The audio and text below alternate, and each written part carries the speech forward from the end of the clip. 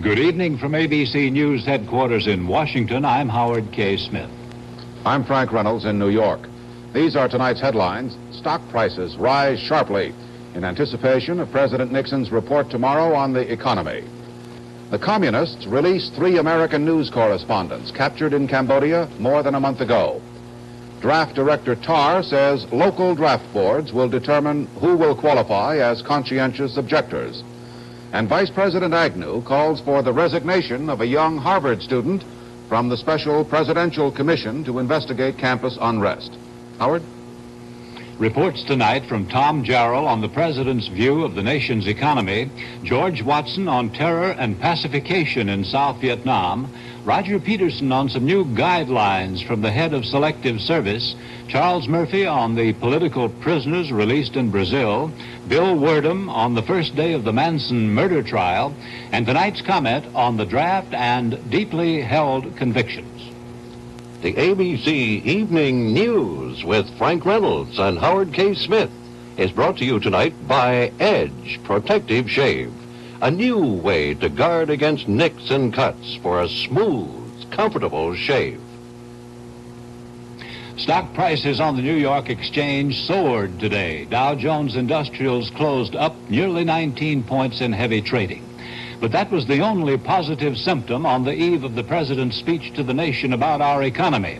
Among the other symptoms today, a White House economist predicted there will be no decline in unemployment this year. Manufacturers' profits fell to their lowest point in 2.5 years. And one Federal Reserve Bank, the one in Minneapolis, finally agreed to call what we're having a recession. For a report on what the president may say about all this, here is ABC White House correspondent Tom Jarrell. Under enormous political pressure, the president will attempt to put the best face on a generally bad situation, the nation's economy. The president is expected to stick to his basic strategy for the economy, restraint on federal spending and the flow of money. However, he is being urged both within his administration and by outside Republican leaders to take stronger initiatives to combat inflation and level off unemployment before the fall elections. Otherwise, he has been told, Republicans may lose rather than gain seats in Congress. Facing such a possibility, the president is expected to say some progress has been made, but not as much as he wanted. In a significant change in policy, the president is expected to announce a mild, voluntary form of wage and price controls.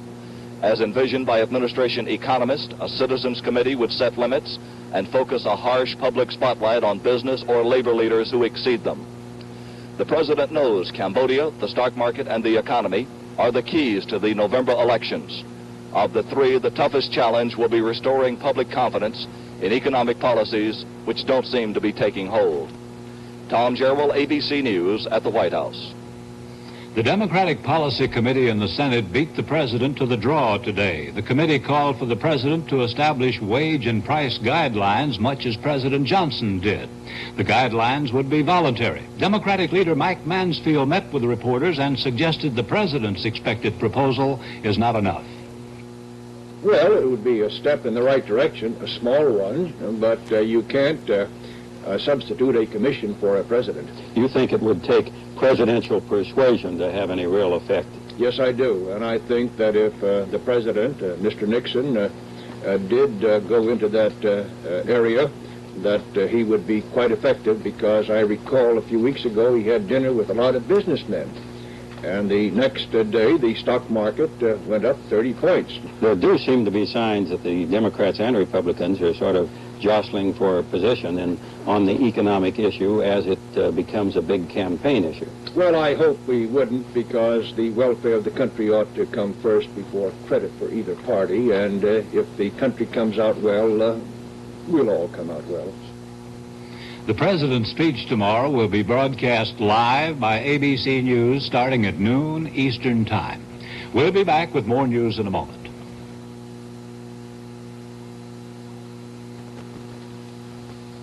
Hi, neighbor. Oh, you're early. I know. Finished my shopping? Thought you could use some help. Oh, could I? The bridge club will be here any minute, and I'm just not ready. Relax. I'll finish dusting. Thanks. Good chance to try out this new lemon pledge I just bought. Lemon pledge. Pledge comes in lemon, too? Does now. That's good news. Hey, look at it go. Cleans brighter than ever before, and does it so fast. Beautiful. Look at that shine. So waxy. The girls will think I've been waxing all day. And with Lemon Pledge, all I did was dust. We're here. Oh, hi.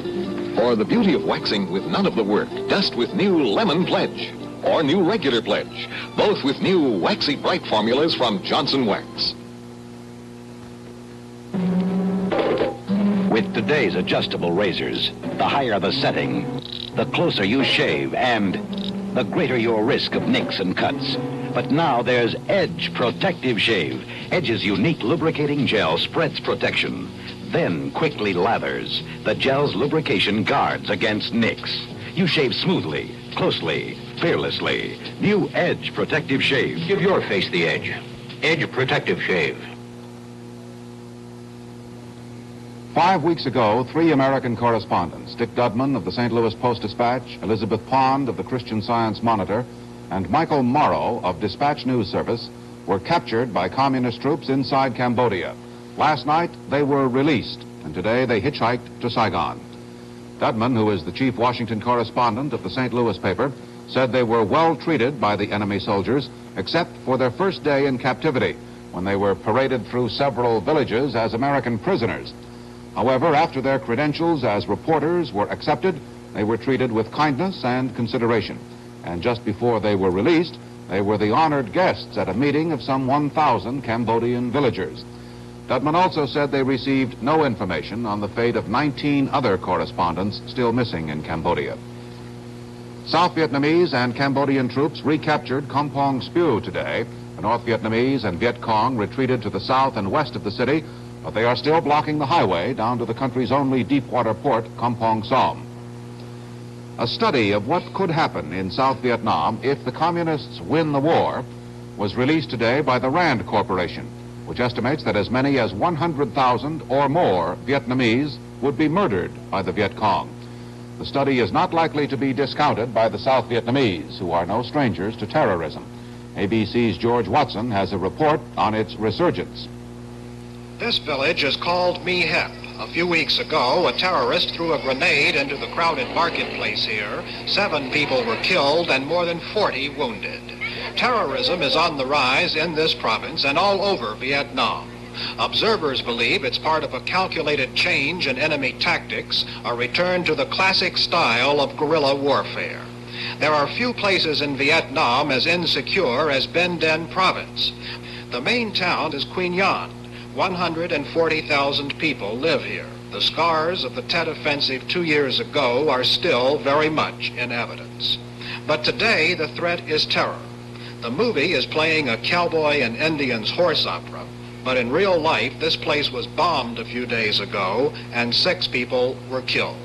For peasants in the rice paddies, the seasons change, but the war goes on. Pacification has made progress. For centuries, women flooded these fields by hand using buckets. Now they have pumps donated by the U.S. Agency for International Development. But the countryside is far from being safe and secure. The roads are also being opened, and if all goes well, it will eventually be possible to drive across the province without being shot at. The South Vietnamese army is winning battles in Cambodia, but it may be losing the war on the home front. The troops are stretched thin, and increasingly the ranks are filled out with quickly trained recruits. At times you would hardly know a war is going on here, and that is an encouraging sign. But the disheartening fact remains that after 10 years of effort, no one can claim this province is pacified or predict what will happen when the Americans go home. This is George Watson, ABC News, Quy Nhon. We'll be back with more news in a moment. I had a nightmare like this once. I was on my honeymoon. My wife's mother was in the bathroom gargling. Stop joking and get dressed. In what? It's the doorbell. Oh, my... Back door. There isn't any. I know, under the bed. No, not... Oh, the bedroom. The front closet. No! Do you think she saw me?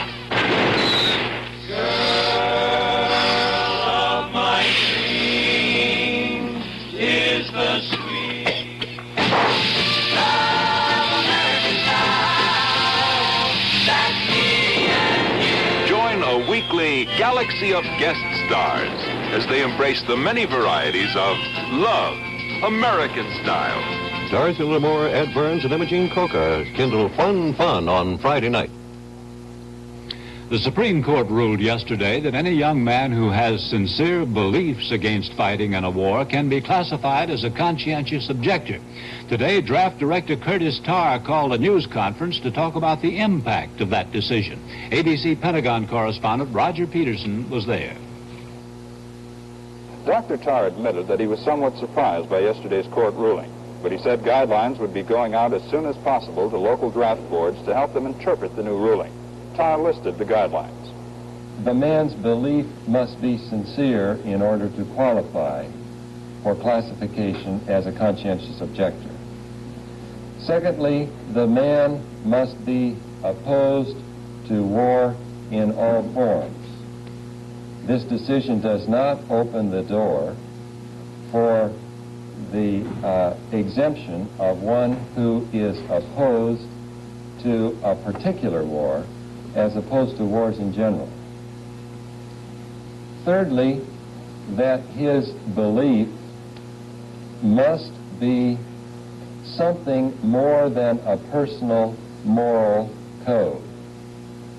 He needs to consult some kind of system of belief beyond his own personal interest, wishes, or ideas in the subject.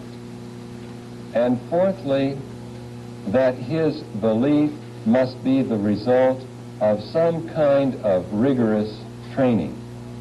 Won't it be easier for an educated man to prove his cause than a man with little education? The better trained a man is, and the more sharpened his intellect in the area of religion and philosophy, the better chance that he has to be classified as a conscientious objector. On the other hand, this always has been so, I think. Tarr summed up his feelings by saying the decision of the Supreme Court makes the job of the draft boards more difficult, but still not impossible. And while he's received no final legal opinion, he believes the decision will not be retroactive. That is, it will not apply to those men who've already received their induction notices. Roger Peterson, ABC News, Washington. President Nixon issued orders today for a new draft lottery on July the 1st. This is the second lottery to be ordered by the president. It will cover all young men who've turned 19 over the past year. The president appointed a special commission over the weekend to look into the causes of campus unrest. One of the members is Joseph Rhodes, Jr., a 22-year-old student from Harvard. Shortly after he was appointed, Rhodes told the New York Times that he hopes to determine what effect the phrase campus bums had on those charged with keeping the peace at Kent State and Jackson State. Rhodes' comment brought a strong reaction today from Vice President Agnew speaking in Detroit. If the remarks attributed to Rhodes are substantially accurate, he clearly does not possess the maturity, the objectivity, and the judgment to serve on a fact-finding body of national importance. Having used a relationship of mutual trust with presidential advisor John Ehrlichman for his own political gain, he is no longer entitled to the cloak of dignity that a presidential appointment would throw around him. If he possesses half an ounce of the compassion, concern, and sensitivity with which he invests himself, he should resign immediately. Mr. Rhodes shows a transparent bias that will make him counterproductive to the work of the commission. He sees his role as that of an advocate, a role incompatible with his appointment. Unless the Times reporter is in error, Mr. Rhodes should resign immediately. I have no intention of resigning. I will serve unless asked otherwise by the President.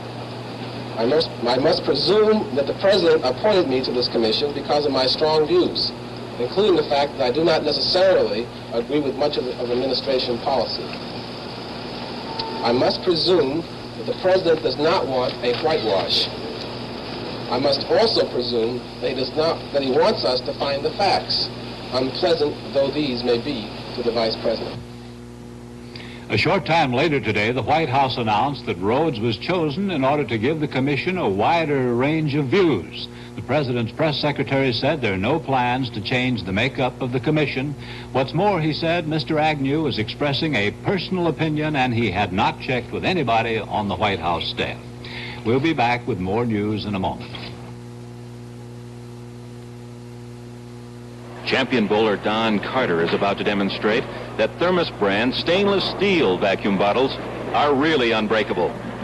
Here it comes. They may dent, but they'll never break because they're 100% stainless steel inside and out. Genuine Thermos brand stainless steel vacuum bottles. The buy of a lifetime.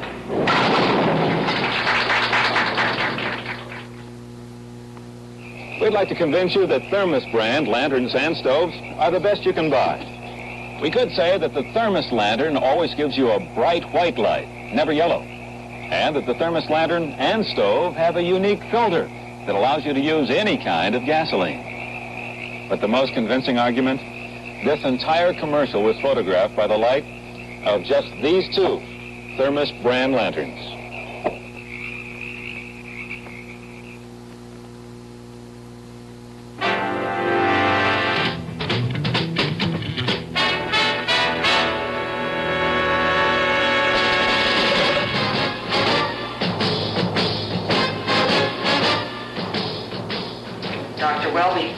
Dr. Marcus Welby. Dr. Welby here. All right, I'll be right there. Doctor, may I suggest to you that you are past 40 and work like a horse? He cannot communicate. You get him to tell me his name, Doctor, and we'll give him a life. There must be some means, some way.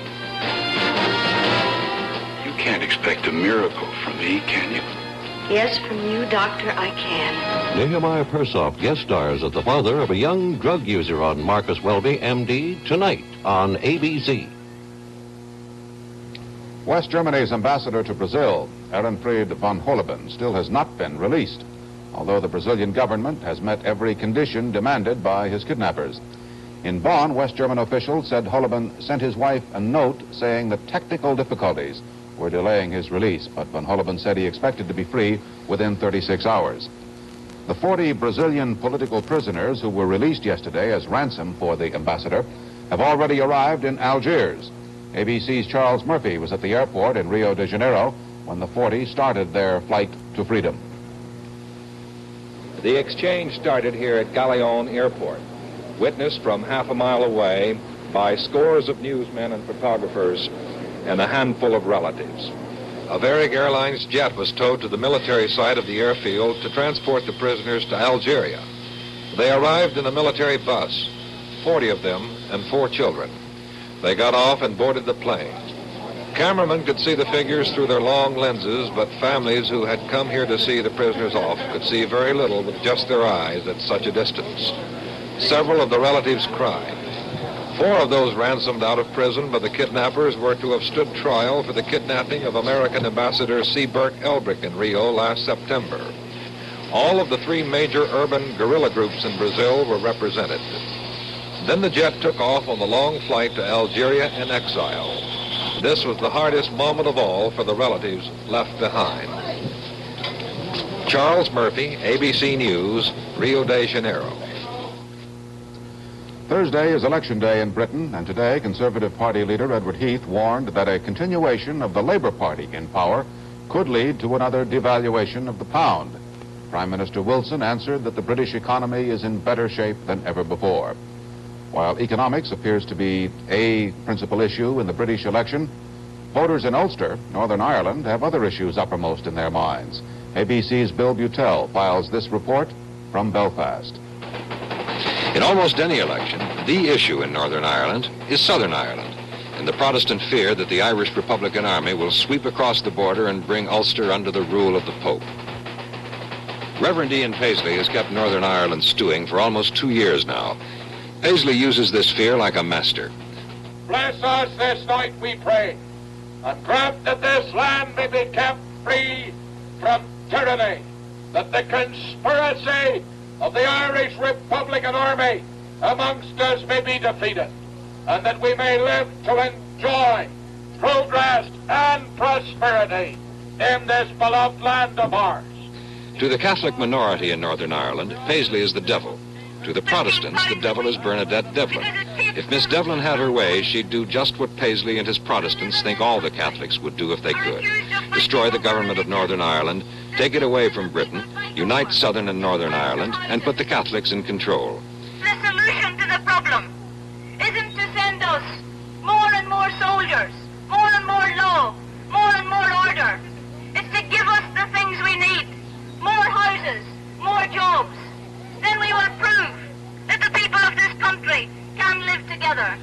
Ian Paisley and Bernadette Devlin stand at the two extremes in Ulster, and that's why some of the most well-informed people here don't think the election is going to make much difference in Northern Ireland, that it's just a peaceful rehearsal for the violent performance that's still to come, a repetition of the violence that brought the British troops to Northern Ireland almost a year ago.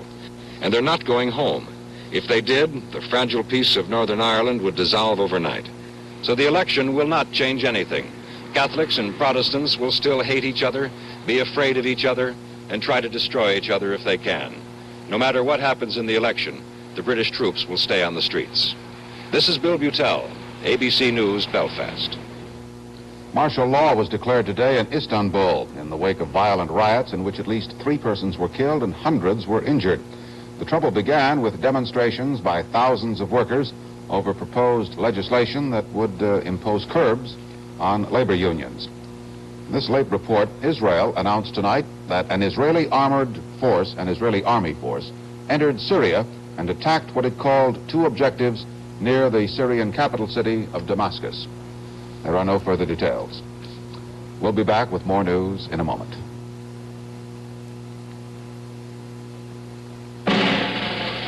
Introducing the largest top freezer Frigidaire refrigerator ever made.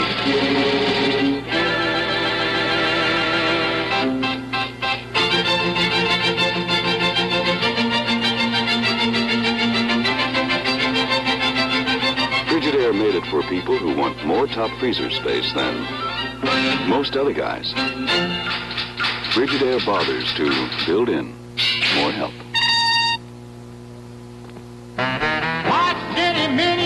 Crazy supplies, a washer that cleans and a dryer that dries. The skinniest washer dryer in the wide world, yeah, only 2 feet wide, so it fits anywhere. Skinny Mini. Skinny Mini, the new Frigidaire laundry center. Fits almost anywhere. Fits almost anywhere. Frigidaire bothers to build in more help. Last August, a young actress named Sharon Tate was killed along with 6 other persons in a bizarre series of murders in Southern California. The investigation of the crime has lasted 8 months. It has been liberally sprinkled with reports of communes and hippies and love cults. Today, the case finally came to trial. 4 defendants charged with 8 separate counts of conspiracy and murder. Here's a report from ABC's Bill Werdum. The trial is being held in Los Angeles County Courthouse, the same building where Sirhan was tried last year for the murder of Robert Kennedy.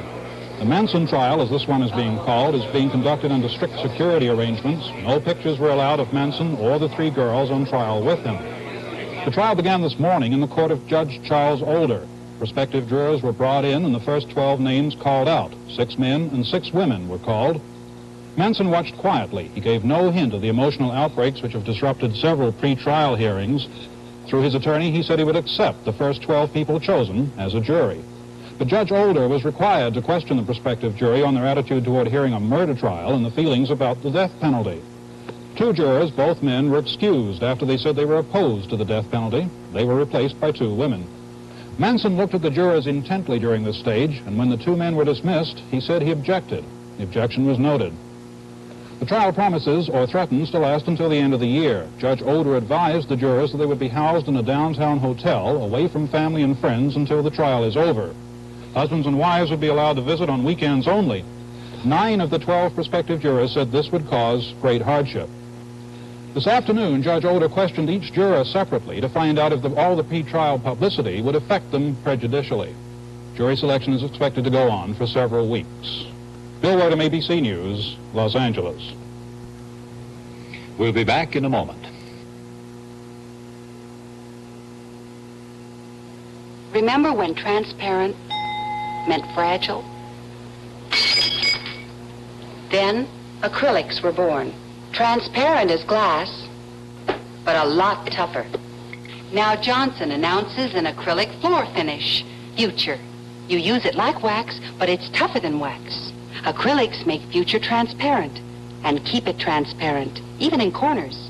Acrylics make Future tough, tougher than wax, for a shine that holds up, even in heavy traffic. Get Future, the acrylic floor finish, beautifully transparent, tougher than wax. The Supreme Court's decision on conscientious objectors yesterday may put draft board officials right alongside policemen and commuter train conductors as holders of perhaps the least desirable jobs in America. The draft boards are going to have to decide whether a young man's moral or ethical objections to war are, in the words of the court, deeply held. Well, how do you measure depth of conviction? The court provided no useful guidelines, probably because none exist. The Selective Service Director said today the man's belief must be sincere. Somehow it is rather difficult to assume that anybody will admit his beliefs are insincere. So the draft board people may well have to become mind readers, a profession very few of us are qualified to practice. There are about 9 million young men of draft age, so it is unlikely that the Supreme Court's decision will make it much more difficult for the government to maintain conscription. But in ruling that a moral or ethical objection to war, an objection not based on formal religious conviction, can entitle a man to exemption from combat duty or even non-combatant service, the court may have created a crisis of conscience not only for draft boards, but for many young men, too.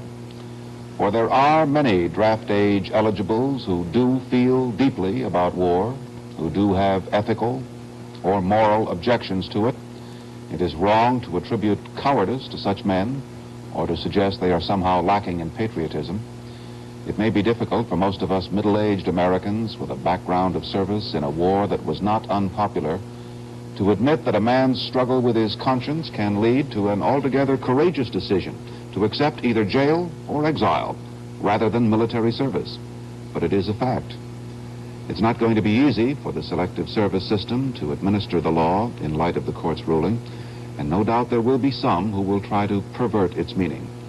But it seems to me the court's majority was merely trying to say that a man of sincere beliefs can live with his conscience within the borders of his country.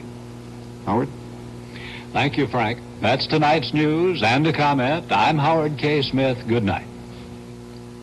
This is Frank Reynolds, ABC News. Stay tuned for national award-winning news with Rick Moore, 30 minutes from now on Television 8. Monday through Friday in color. This has been a presentation of ABC News.